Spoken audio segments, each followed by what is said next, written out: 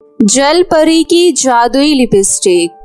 बहुत समय पहले की बात है। नंद नगरी के एक छोटे से गांव में एक खुशहाल परिवार रहता था। मोहन अपनी बीवी सोनिया और अपनी दो बेटियां कोमल और सोनम के साथ रहता था। मोहन का परिवार बहुत गरीब परिवार था, लेकिन फिर भी मोहन और सोनिया ने मिलकर अपनी बेटियों को कभी भी किसी चीज की कोई कमी नहीं होने दी और हमेशा उन्हें खुशहाल जिंदगी दी। एक दिन की बात है। पिताजी, नवरात्रि के त्योहार की तैयारियां चल रही है और हमारे गांव में नवरात्रि का मेला लगा है। हम दोनों बहनें घूमना चाहते हैं। हाँ पिताजी, बहुत समय से हम कहीं घूमने नहीं गए और यूं ही घर में बैठे बैठे माँ के कामों में हाथ बटाते हैं। अरे सुनती हो भाग्यवान, अरे ओ सोनिया, हमारी दोनों बेटियां नवरात्रि के मेले में घूमना चाहती है। क्या तुम हमें परमिशन दे सकती हो? अरे देखो कोमल और सोनम, तुम्हारे पिताजी कितना नाटक करते हैं। पोज तो ऐसे रहे हैं जैसे मैं मना कर दूंगी। मुझे मेरी दोनों बेटियां बहुत ज्यादा प्रिय है और मैं इन दोनों के लिए कभी किसी चीज के लिए मना नहीं कर सकती। अच्छा ठीक है भाग्यवान, मैं अब काम पर जा रहा हूँ। शाम होते ही आ जाऊंगा और फिर हम लोग एक साथ खूब मस्ती करेंगे। नंद नगरी के गांव में हमेशा नवरात्रों से पहले मेला लगता है और नवरात्रों के बाद तक चलता है। इसी मेले में जाने के लिए दोनों बहनें जिद करती है और उनके माता पिता मान जाते हैं और अपने अपने काम से फ्री होने के बाद शाम होते ही मोहन अपने परिवार के साथ नवरात्रि का मेला देखने पहुंच जाता है। मेला बहुत खूबसूरत था और मेले में बहुत भीड़ थी कि अगर कोई खो जाए तो उसे ढूंढना नामुमकिन था। मोहन का परिवार बहुत एंजॉय करता है। हर चीज देखने के बाद जब वो लोग घर वापस लौट रहे होते हैं और कोमल भीड़ में गायब हो जाती है।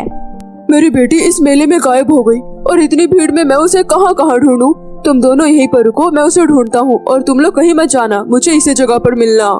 मोहन मेले में अपनी बेटी कोमल को ढूंढने के लिए जाता है और अपनी पत्नी और अपनी बेटी सोनम को वहीं छोड़ जाता है। मोहन खूब ढूंढता है लेकिन कोमल का पता नहीं चलता। थक हार कर मोहन अपनी पत्नी और अपनी बेटी सोनम को लेकर घर वापस आ जाता है। हे माता रानी, हम तो नवरात्रि की खुशी में अपने बच्चे को घुमाने के लिए यहाँ लाए थे, लेकिन मेरी बेटी गायब हो गई। अब मैं क्या करूँगी? मेरा क्या होगा?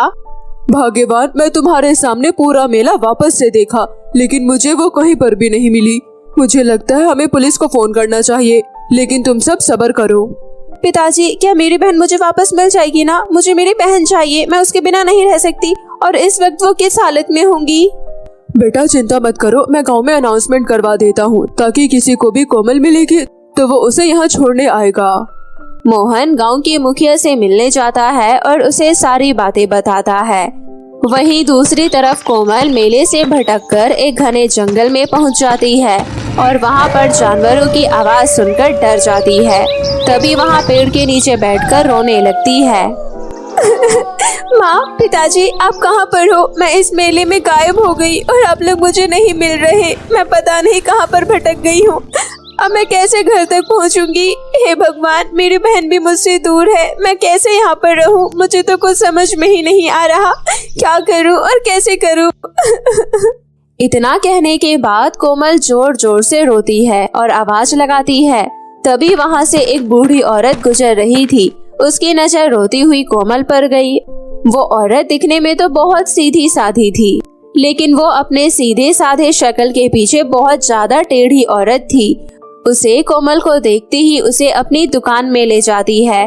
उस बूढ़ी औरत की एक राशन की दुकान थी और वो औरत बहुत चालाक थी। कोमल को बहला फुसलाकर अपने साथ अपने दुकान पर ले जाती है और कोमल से काम करवाने के बारे में सोच लेती है।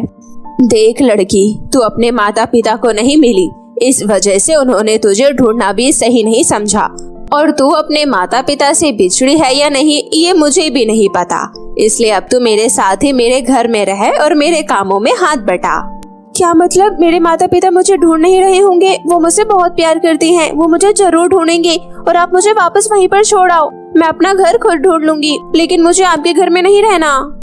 तुझे रहना है या नहीं, यहाँ तेरी मर्जी नहीं चलेगी, क्योंकि मेरे पास राशन की दुकान है और मुझे बहुत सारे काम होते हैं। अब तो मेरी राशन की दुकान में भी मदद करवाएगी और मेरे घर में साफ सफाई का काम भी करेगी। बुढ़िया उसे रहने के लिए मजबूर करती है और अपनी राशन की दुकान में अपने साथ काम करवाने के लिए उससे हाँ करवा लेती है और कोमल उसकी बात मान लेती है और चुपचाप उसकी दुकान में काम करने लगती है। बुढ़िया कहती है, तुझे तो पता ही है मेरी दुकान इतनी बड़ी है, मैं अकेले तो नहीं चला पाऊंगी, इसलिए मैं तुझे यहाँ पर काम वाली की तरह रखूंगी और तू काम करेगी। इसके बदले मैं तुझे थोड़े बहुत पैसे भी दे दूंगी, लेकिन तू ये मत सोचियो कि मैं तेरे माता पिता को ढूंढूंगी या तुझे तेरे माता पिता को वापस दे दूंगी।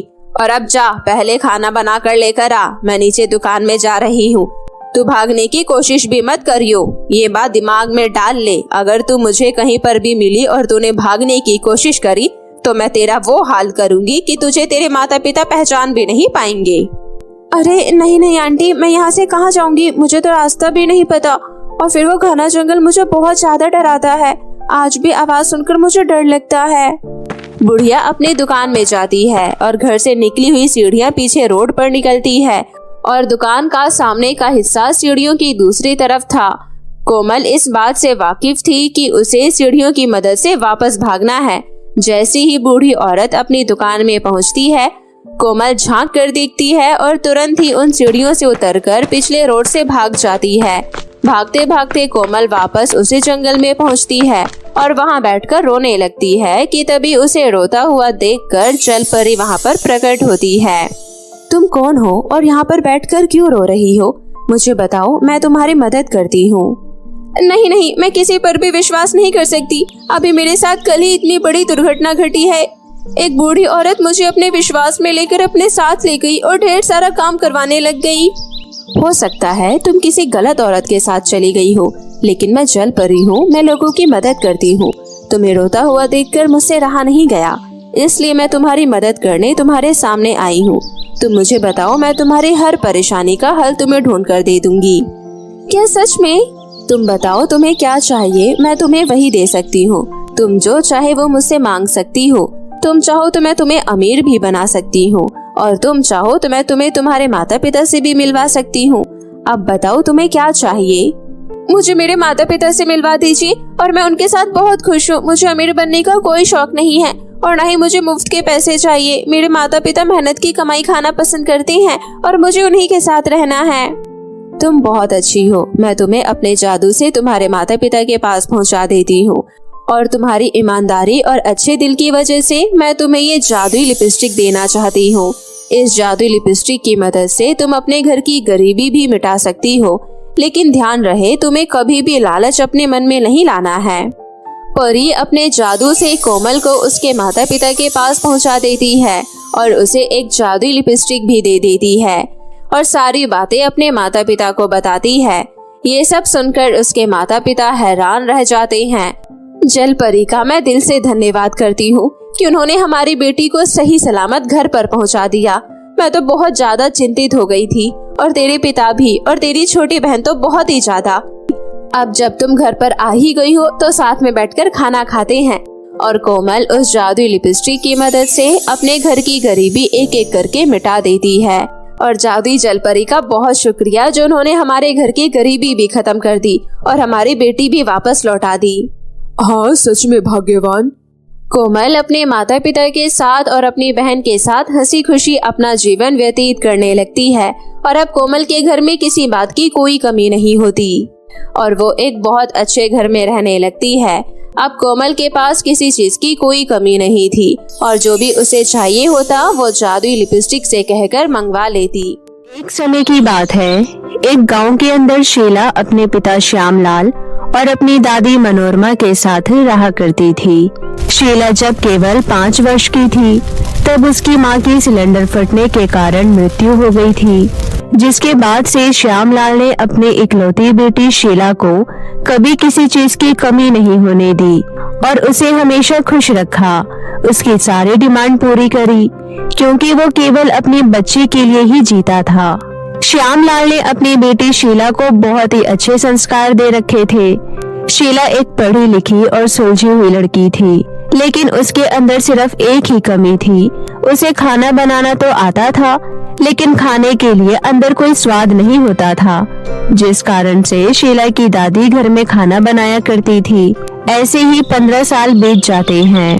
कितनी बार बोला है मैंने इस लड़की को खाना बनाना सीख ले, क्योंकि कुछ आए ना आए हर स्त्री को खाना बनाना अवश्य आना चाहिए, लेकिन ये तो मेरी बात बिल्कुल नहीं सुनती है।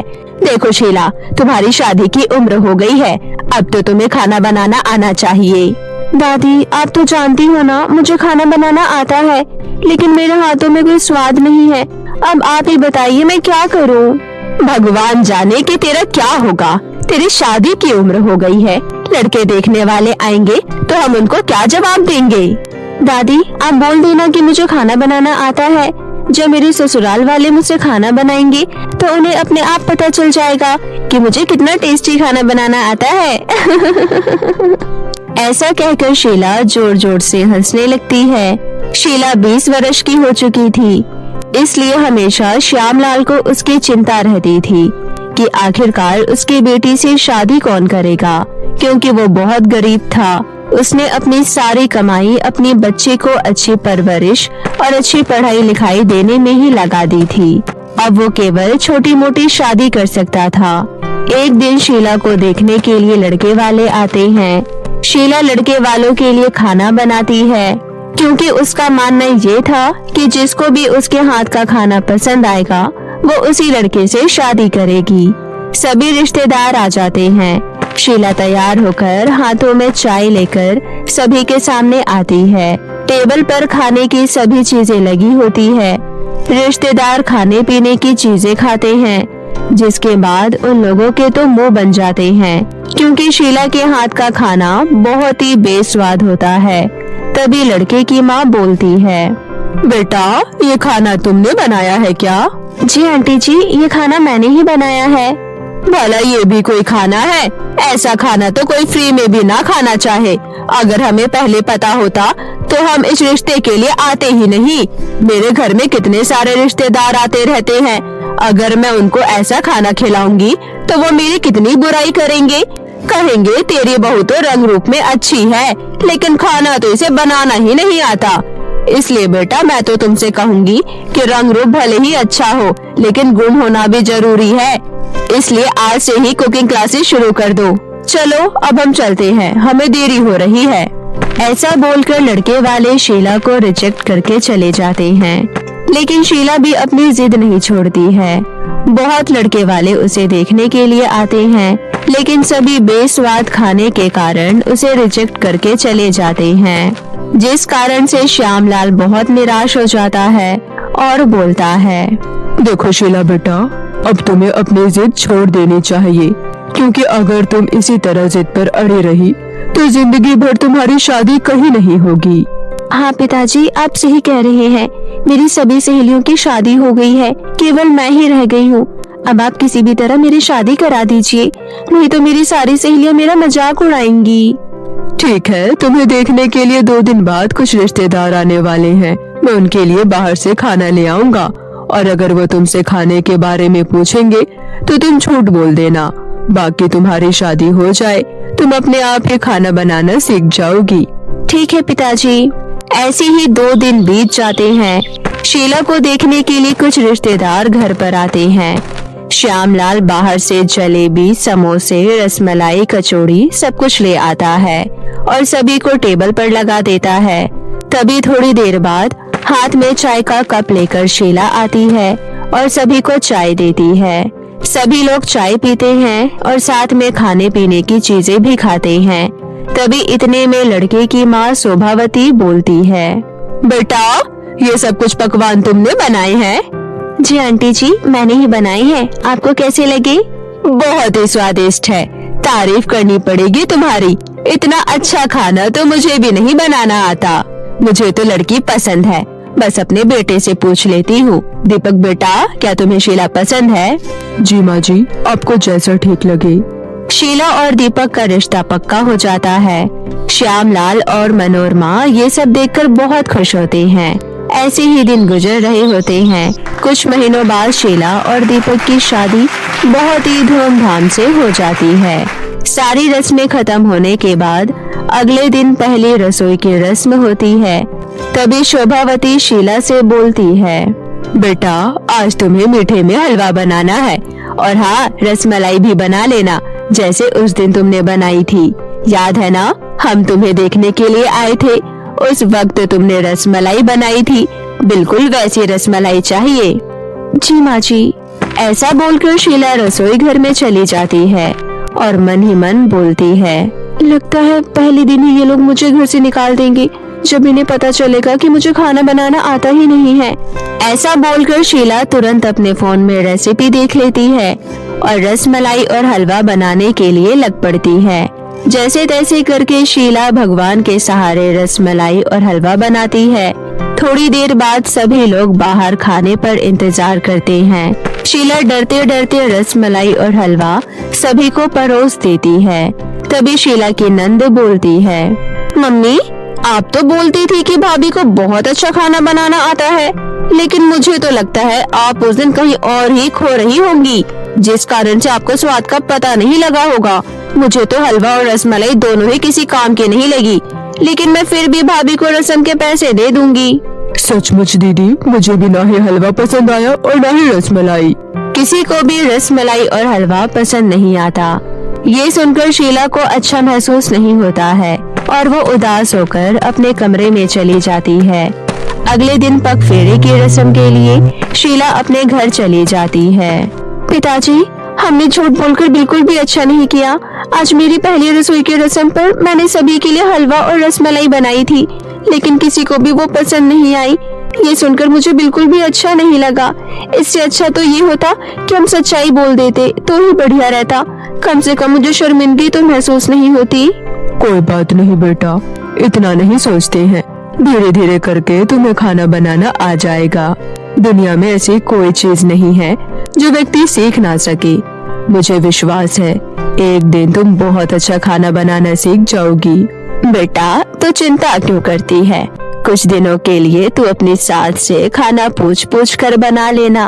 बोल देना कि अभी नया नया घर है, मुझे हिसाब नहीं पता है और स्वाद का भी नहीं पता है, बस आराम से खाना बना लेना।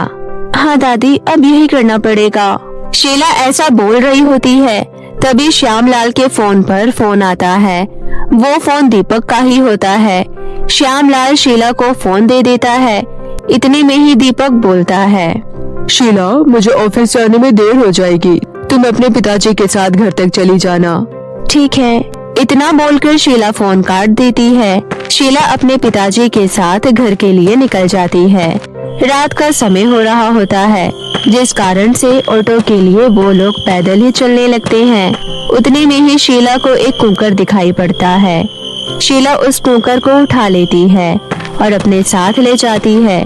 थोड़ी देर बाद शीला को ऑटो भी मिल जाता है, जिसके बाद वो अपने घर के कुछ सामान और कुकर के साथ घर के लिए निकल जाती है। घर आने के बाद वो सारा सामान एक कोने में रख देती है।